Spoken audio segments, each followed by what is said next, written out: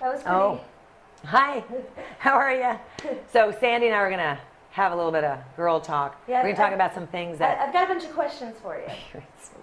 some things that you might be afraid to talk to even your doctor about. I don't know. I'm going to give it a shot here. So what you got for me? Okay, so, well, I guess I'll start with the ones that aren't so embarrassing. Okay, that's good. So, I know, like, you know, back in the day when I used to go to the gym a lot, or I used to go to classes, and, you know, stretching. Does stretching matter? Is it important to stretch first or after, or where does stretching come into all this? That's a really good question, Sandy. I'm glad you brought it up. Well, stretching, here's the bottom line for stretching. It's very important to understand that muscles don't stretch. As much as we'd like to believe that it's like a rubber band, they don't stretch. They contract and release at the joint. So it's better to be mobile at the joint, to have a joint that moves free, than to stretch. Because if you try to stretch something that doesn't stretch, guess what? It just kind of goes a little bit and it doesn't stretch back.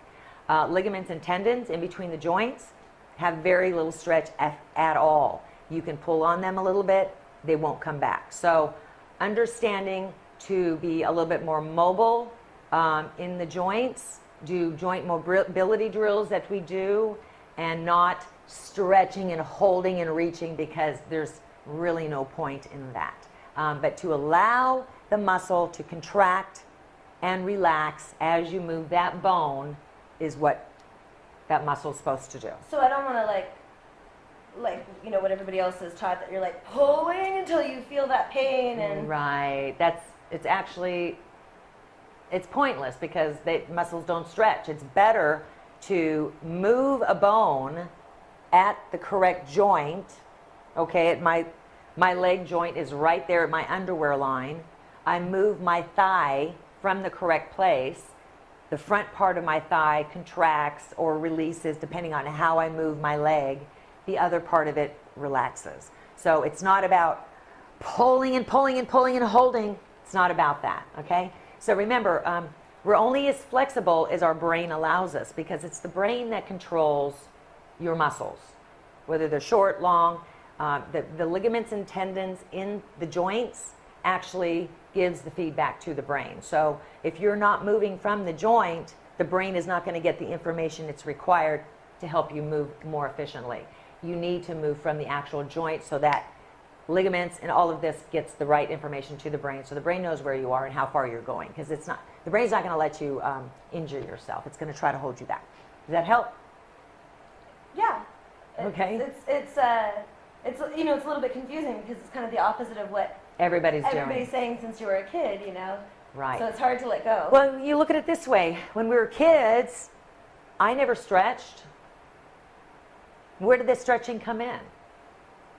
Did we get injured and think, oh, we need to warm that muscle up?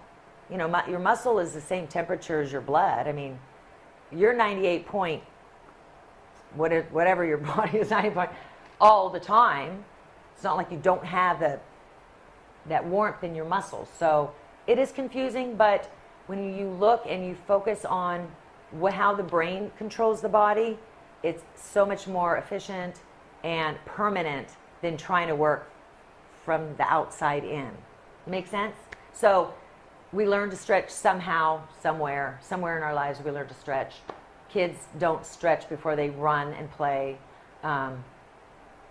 Again, so it's a different way to look at things, and once you study how the muscles and the bones and the tendons and ligaments and everything and works with the brain, then it makes a little bit more sense.